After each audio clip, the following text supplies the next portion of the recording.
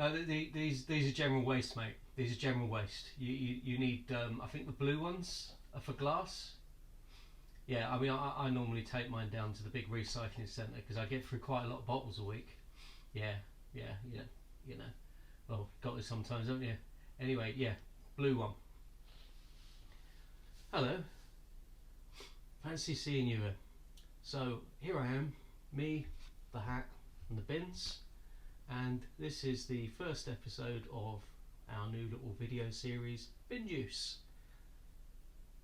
where we're going to be giving you the juiciest takes on all things marketing and business. And when I say we, I mean mainly me. Might have a couple of mates down every now and again, but this time it's just me. And I'm just going to talk a little bit about something that comes up quite often in our game, and that's kind of why is marketing seen as the colouring in department, and what can we do to get more buy-in from the rest of the C-suite.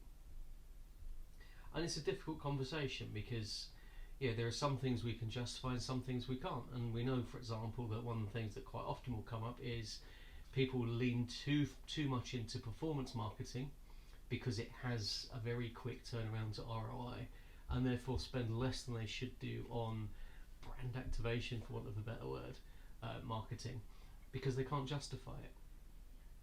So I think my take on it is, and you might not like this, but I don't care because it's right.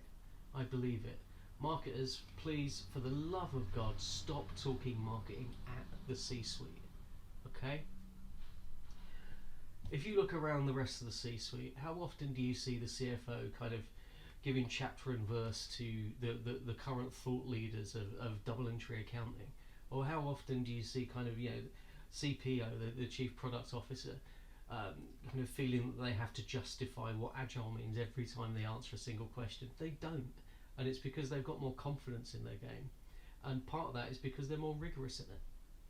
And I think that we could be doing the same without losing what we do. And part of that is for us to stop obsessing over our own shit when we're talking to people that aren't our own people. So we can sit and have a nut all the time. I love talking marketing, and I love obsessing over it. I don't go in so much for the whole let's muck around with terminology and loyalty shouldn't be called loyalty, but I love chewing the fat. I love listening. I love learning. I love changing my mind. But that's for us. That's not for the C-suite. So just a few little things that I think we could be doing better to get better outcomes. So let's stop seeing the CFO as the enemy, the person that takes away our budget, the person that penny pinches on us all the time. The CFO is the person that wants the business to grow responsibly. The CFO should be your most powerful ally, because if you can show the CFO that what you're doing is going to deliver, it's going to be a much easier sell across the rest of the C-suite, because ultimately, if the numbers guy gets it and buys into what you're doing, you've won over most of the room. And part of what we need to do in order to get there is to stop obsessing over our stuff. So let's not talk about top of the funnel brand awareness as a marketing goal. It's not a goal, it's a means. Now we know, if we know do our funnels properly, that an increase in awareness at the top will over time drive an increase in incremental revenue at the bottom. And your objectives, your smart objectives, should set about how you're going about that and what's likely to be the outcome. Okay, so talk about the future sales, talk about the projected bottom of funnel incremental growth, not our terminology of how we get there. Let's talk the terminology of business. And let's stop getting so obsessed by our anchors and levers. Now, many of us in marketing have got a creative bent. I'm a creative by training. I studied a fine art. But in marketing and in business, again, it's a lever. It's a means to an end. We can obsess over the levers. We can obsess over the means as creatives, trying to understand it, trying to embed into it. But ultimately, for the C-suite, let's not even go down that lane. Let's talk about the actual provable outcomes that we know that creative delivers. So there was a study recently where it was shown that poor creative compared to good creative needs a media budget of something like £10 million more to achieve the same results. Creative saves money That's simple. CFO can get that, CEO can get that. But also, if we look at the work of Paul Dyson, he's looked at the factors that affect effectiveness of campaigns. You know, what is it that's going to create campaigns that perform better? And the single biggest lever under our control is creativity. So creativity is a driver of effectiveness, and therefore cuts down how much we have to spend in order to achieve the effectiveness. That's the terminology we should be using with the C-suite. That's the kind of terminology that you don't need to be into creative. You don't need to understand the language of creative to follow.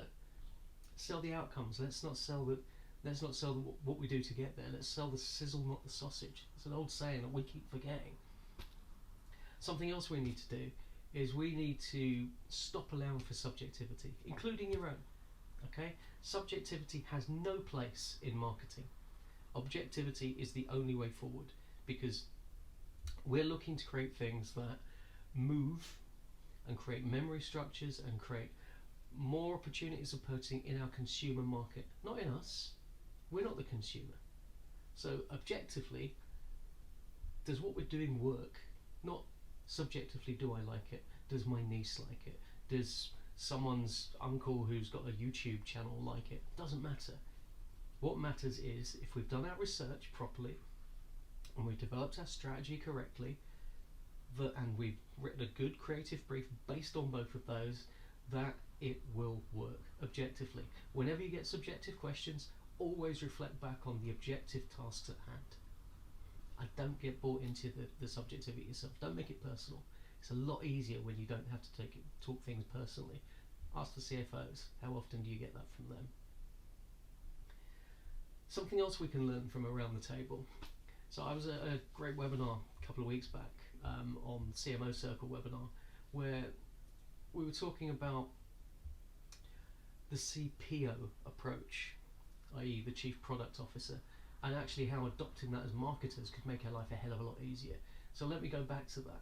So as marketers, we're sort of seen as the fluffy, the colouring in department. Nobody quite understands what goes into what comes out. You know, there's a lot that goes on, and there's a lot of it that's kind of behind closed doors.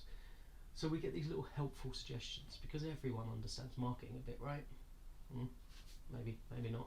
But everyone thinks they do because they buy stuff, so therefore they're a consumer and blah blah blah blah blah. Whatevs.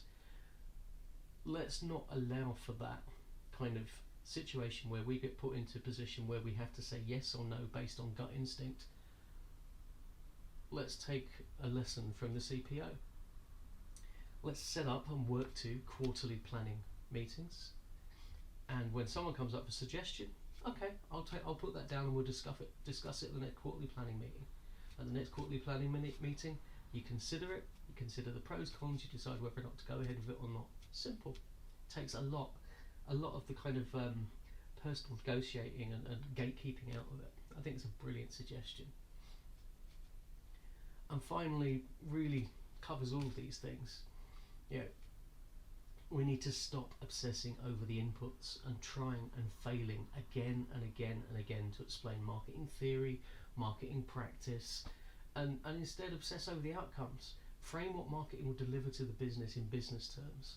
Now, if there's a colleague, a peer that wants to know more, that wants to read Binet and Field, or wants to know more about Ehrenberg Bass Institute, fantastic, you know, support that. But we don't need to be quoting it chapter and verse all the time if we've got our stuff down pat and we know what the outcomes are going to be. It's one of those funny things where, you know, as I think good marketers, trained marketers, we know that consumers are less interested in features than benefits. So we always look to kind of take our positioning up the benefit ladder. And here we are as marketers internally with our peers at the C-suite, in effect trying to sell features, sell the benefits, sell the sizzle.